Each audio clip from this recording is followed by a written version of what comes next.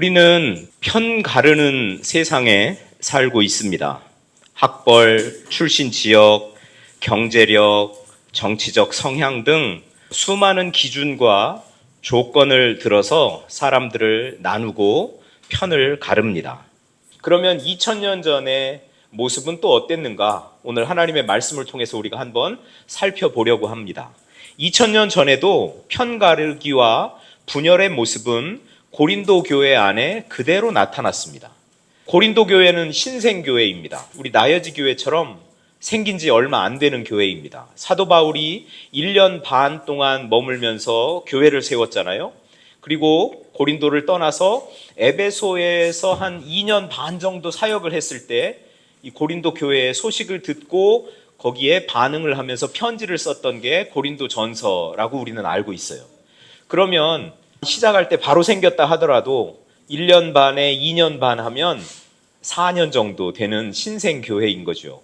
그러니까 한 3년 정도 된 신생교회라고 하죠. 성령의 은사와 능력이 풍성했던 아주 역동적인 그런 교회였습니다. 그럼에도 불구하고 교회 안에 파당 문제로 신음을 하고 있었던 교회가 고린도 교회였었죠. 1장 12절 말씀에 보면 너희가 각각 이르되 나는 바울에게, 나는 아볼로에게, 나는 게바에게, 나는 그리스도에게 속한 자라 한다는 것이니, 이런 말이 바울에게 들렸다는 거예요. 나는 바울에게 속한 사람입니다. 나는 아볼로에게 속한 사람입니다. 나는 게바에게 속한 사람입니다. 나는 그리스도에게 속한 사람입니다. 근데 고린도전서를 전체적으로 읽어보면 고린도 교회 안에 이렇게 4개의 파당이 있었다고 보지는 않습니다. 실질적으로는 아볼로를 추종하는 그 무리와 또 바울을 추종하는 무리, 고린도 교회 안에는 바울을 추종하는 사람들과 아볼로를 추종하는 사람들이 서로 싸우고 있었다. 분쟁을 하고 있었다. 당을 짓고 있었다라는 것을 우리가 알게 됩니다. 바울이 개척했습니다. 그리고 바울이 떠난 후에 아볼로라는 사람이 왔는데 이 사람은 출신 지역이 이집트 북쪽에 있는 알렉산드리아입니다. 당시 그리스 문화에서 알렉산드리아는 지혜를 다루는 데 있어서는 아주 유명한 곳이죠. 그 알렉산드리아 출신의 아볼로가 고린도 교회에 와서 바울을 이어서 하나님의 말씀을 가르치는데 온갖 지혜로운 말로 가르쳤습니다. 그것이 고린도 교인들의 호감을 샀던 것이죠. 우리는 아볼로를 통해서 우리가 그동안 간절히 원하던 그 지혜를 얻었어요. 아볼로 최고! 이렇게 외치는 사람들이 있었습니다. 근데 고린도 교회 안에 그런 사람들만 있었겠어요? 바울에 대한 어떤 의리를 가지고 있었던 사람들이 또 있었겠죠. 그들이 볼 때 이 아볼로를 추종한다는 사람들이 좀 좋게 보이진 않았겠죠. 고깝게 보였겠죠. 그래서 그런 이야기를 바울에게 전해주면서 바울이 거기에 대해서 반응을 하는 것이 오늘 본문의 배경이 됩니다. 우리 파가 더 교회를 사랑해. 우리 파가 더 지혜로워. 우리 파가 더 잘났어. 우리 파가 더 우월해. 우리 파가 봉사도 더 잘해. 우리 파가 더 영적이야. 막 이런 이야기를 사실은 나는 아볼로에게 속한 사람입니다. 나는 바울에게 속한 사람입니다. 라고 하면서 하고 있는 겁니다. 우리 파가 제일 잘 나가. 고린도 교회의 분열의 근본 원인은 이 세상의 기준이 교회 안으로 흘러 들어왔기 때문에 그렇습니다. 어떤 세상의 기준일까요? 말의 지혜라는 세상의 기준이 있었습니다. 당시는 그리스 문화권이었어요. 그리스 문화권에서는 탁월한 수사학으로 말을 잘하는 사람이 최고 대우를 받았습니다. 광장 같은 데 딱 나가면 거기서 일장 연설을 하는데 아주 논리적이고 아주 조직적이고 그래서 말하면 막 사람들을 들었다 놨다 하는 거예요. 네, 얼마나 이 수사학적으로 화려하게 그렇게 말하는 것, 그것이 유행이었고 그렇게 말 잘하는 사람들이 가장 존중받았고 존경받았고 그 사람들은 그런 사람들을 추종했던 때였죠. 철학적인 논리를 엄청 숭배하는, 숭상하는 그런 문화에 살고 있었던 겁니다. 말을 하려면 논리적으로 말을 해야지. 그래서 딱 기승전결을 잘 갖춰서 말을 하면 사람들이 박수를 보내고 존경하고 그를 따르고 추종하고 하던 그런 일들이 일어나고 있었죠. 또 사람의 조건을 많이 따졌습니다. 저 사람의 배경이 어디냐? 보니까 아볼로는 알렉산드리아 출신입니다. 우리식으로 표현하면 서울대 출신인 거죠. 아니면 해외에서 유학을 하고 돌아온 사람인가, 학위하고 이렇게 돌아온 박사인 거죠. 이런 조건들을, 인간적인 배경이나 인간적인 기준들을, 지도자들을 평가하는 데 사용했다는 거예요. 그 기준에 따라서 줄을 서고 그 기준에 따라서 서로를 차별하는 그런 문화가 고린도 교회 안에도 고스란히 들어와 있었다라는 겁니다. 여러분, 이건 우리가 들어보더라도 교회의 존립을 크게 손상시킬, 꼭 해결해야 할 문제 같지 않습니까? 그래서 바울은 이렇게 분열의 상처를 안고 있는 고린도 교회를 향해서 이 모든 분열을 일시에 해소할 아주 강력한 해독제를 지금 처방하고 있는 겁니다. 그것이 뭐냐면 십자가의 복음이라는 것이죠. 왜 이 십자가의 복음이 해독제인가라는 거예요. 그러니까 십자가에다가 복음을 붙였습니다. 그러니까 우리는 예수님이 십자가에 달려 돌아가심으로 허물과 죄로 죽을 수밖에 없는 우리들의 죄를 대신하셨고, 예수님이 십자가에 달려 돌아가심으로 우리가 구원받았습니다 라는 것을 믿고 선포하고 그 믿음대로 살아가는 것, 이것이 십자가의 복음입니다. 다른 거 아닙니다. 예수님이 나를 위해서 십자가에 달려 돌아가셨다라는 사실을 믿는 거죠. 그리고 그렇게 살아가는 것이죠. 그게 십자가의 복음입니다. 이 십자가의 복음이 교회 안에 있는, 공동체 안에 있는 모든 갈라치기, 분열의 그런 문제들을 해결하는 해독제라는 것입니다.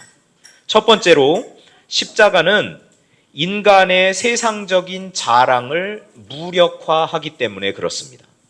오늘 17절 말씀에 보니까 말의 지혜로 하지 아니함은 그리스도의 십자가가 헛되지 않게 하려 함이라 라고 바울이 말합니다.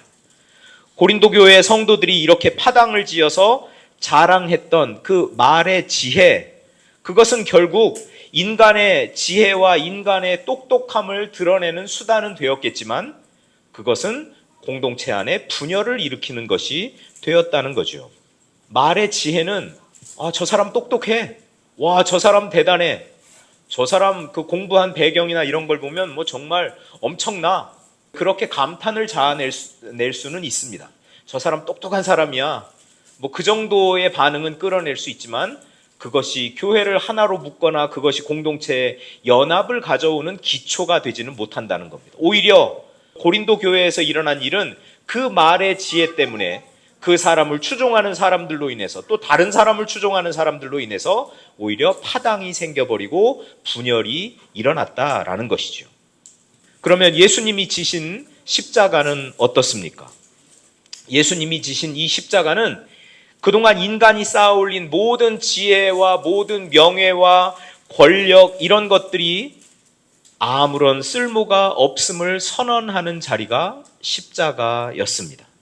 구원은 헬라 철학에서, 그리스 철학에서 이야기하듯이 인간의 어떤 세련된 논리나 위대한 업적으로 이루어지는 것이 아니라는 것을 예수님이 십자가에 달려 돌아가심으로 몸소 보여주셨던 자리입니다. 가장 낮고 가장 비참한 그 십자가에서 예수님이 대신 죽으심으로 우리의 구원이 성취된 것이라는 거죠. 우리가 말의 지혜로 구원을 받는 것이 아니다, 우리가 쌓은 업적으로 구원을 받는 것이 아니다라는 것을 예수님이 보여주셨습니다.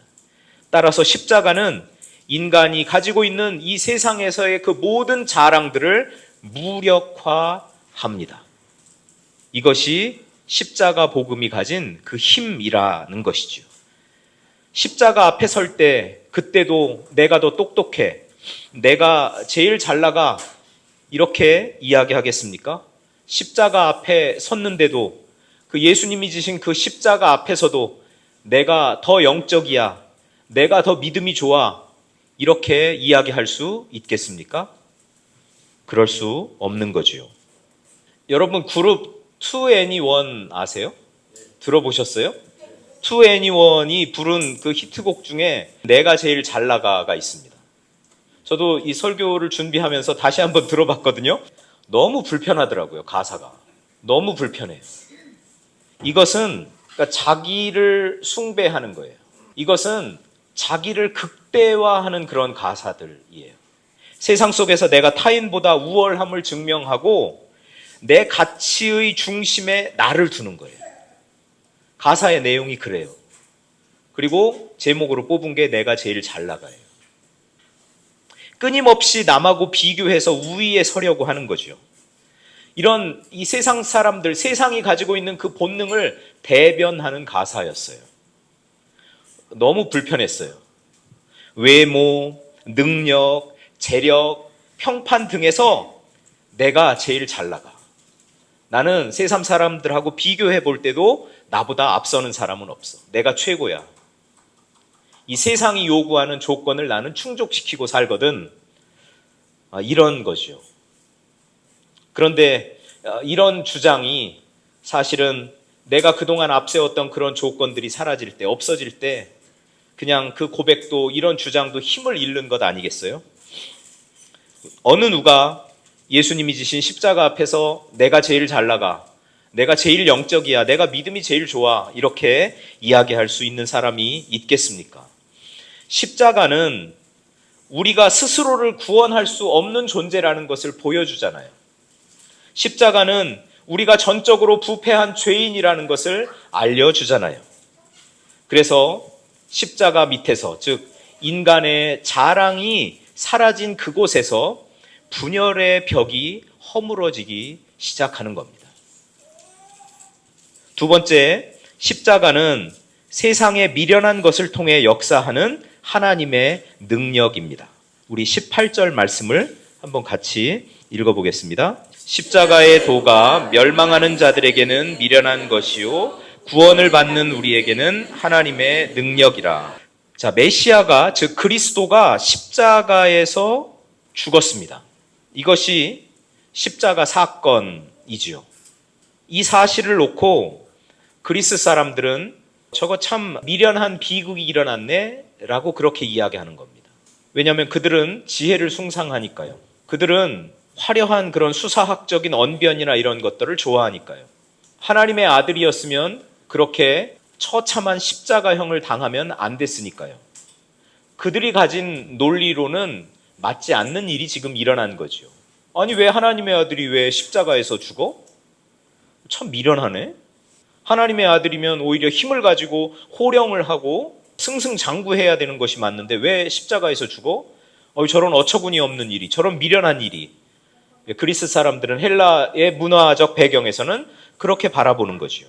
그런데 바울은 뭐라고 이야기합니까?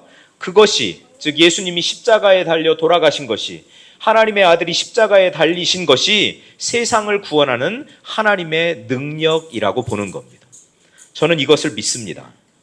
여러분, 세상의 법칙은 뭐예요? 강함이 약함을 짓밟는 것이죠. 그리고 승리하는 것이죠. 이렇게 되면 분열과 갈등은 끊임없이 일어나게 됩니다. 그런데 세상의 법칙이 아닌 십자가의 법칙은 어떤 거예요? 강함이 약함을 위해서 죽어가는 겁니다. 강함이 약함을 위해서 자기의 모든 권리를 포기하는 것이었습니다. 강함이 약함을 위해서 가장 처참한 십자가 위에 올라가서 목숨을 내어놓는 것이었다라는 거죠. 우리 예수님이 우리를 위해서 친히 낮아지시고 버려지심으로 우리를 하나님과 화목하게 하셨습니다. 그리고 하나님과 우리 사이에 놓인 중간에 막힌 담을 허셨습니다. 우리를 구원하셨습니다. 이것이 십자가의 능력입니다. 여러분, 이 십자가의 능력이 저와 여러분의 마음 가운데 오늘 더 풍성하게 충만하게 부어지기를 축복합니다. 이 십자가의 능력이 우리 안에 부어질 때 우리는 이 세상을 살면서 그것이 세상 속이던, 그것이 교회 공동체 아니던, 그것이 우리 가족들 아니건, 내가 관계 맺는 그 관계성 속이던 그 안에서 내 권리를 주장하며 남을 정죄하던 자리에서 내려올 수 있는 겁니다. 이 십자가의 능력이 우리 마음에 부어질 때 나에게 잘못한 사람들을 용납하고 그들을 품을 수 있는 영적 능력을 받게 된다라는 것입니다. 여러분, 이 십자가의 능력을 사모하십시오. 그리고 하나님, 나에게 이 십자가의 능력을 부어주십시오. 이렇게 기도하며 이 능력을 마음에 품고 살아가는 복된 분들 되기를 축복합니다. 바울이 이 고린도 교회의 이 분열의 문제를 해결하기 위해서 이 해독제를 지금 처방하면서 간절히 바랬던 것은 십자가 아래서 이 교회가 하나 되기를 원했던 거죠. 십자가 아래서 하나 되는 교회. 여러분, 여러분의 마음도 다 우리 공동체를 바라보며 또 우리 한국 교회를 바라보며 그런 마음일 것 같아요. 우리가 십자가 아래서 하나 되었으면 좋겠습니다. 우리 교회뿐만 아니라 이웃 교회 그리고 우리 한국 교회 이 뿔뿔이 흩어지고 찢어지고 갈라지고 분열하는 이 안에 십자가의 복음으로 하나 되는 역사가 일어나기를 간절히 소망합니다. 근데 우리가 인정해야 될 것이 있어요. 무엇을 인정해야 되냐면요. 어떤 교회든 어떤 공동체든 사람이 모이는 곳이면 종종 다툼과 갈등이 있다라는 것을 인정해야 됩니다. 인정하기 싫지만 인정해야 됩니다. 받아들이기 싫지만 받아들여야 됩니다. 왜냐하면 그것이 현실이고 교회를 구성하는 우리 사람들이 문제가 많은 사람들이기 때문에 그렇다는 거죠. 또 인정해야 될 것이 있습니다. 어느 공동체든 어느 교회든 분열과 다툼이 있다라는 것을 인정하더라도 그 시기와 분쟁은 공동체를 좀먹는, 공동체를 와해하는 문제다라는 것도 우리가 인정해야 되는 겁니다. 이것을 우리가 극복을 해야 되는 거죠. 우리 안에 있는 이 분열의 요소를 제거해내야 되는 거죠. 그 유일한 방법이 바로 십자가의 복음이라는 것입니다. 시선을 예수 그리스도에게로 돌립시다. 그리고 십자가의 정신을 되살립시다.